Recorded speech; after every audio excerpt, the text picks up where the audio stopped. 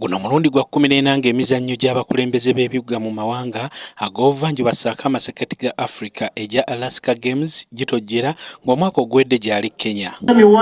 Just contact us and just come here and play the games.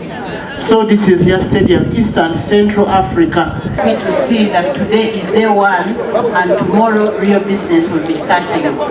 So feel at home, everything is under control.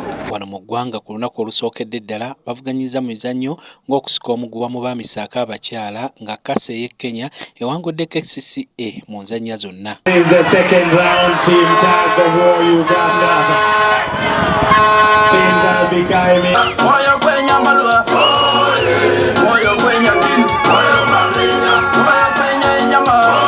Bano bazizzaako omuzannyo ogw'ebigere nga Kasa ey'e Kenya eyambalagana ne KCCA eya Uganda. Minisita wa Kampala Hajjat Misa Kabanda yagguddewo emizannyo gino era ng'atubuulidde ekigendererwa ky'emizannyo gino.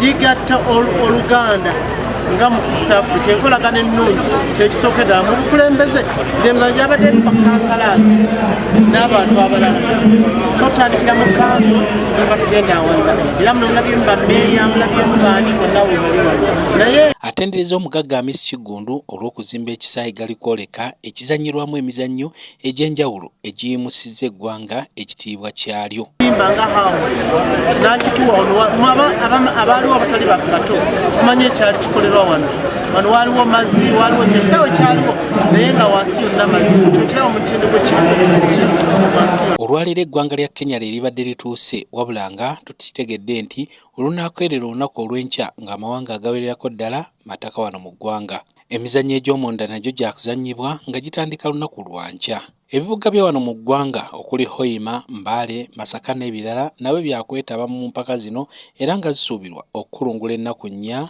nga zitojjera wano.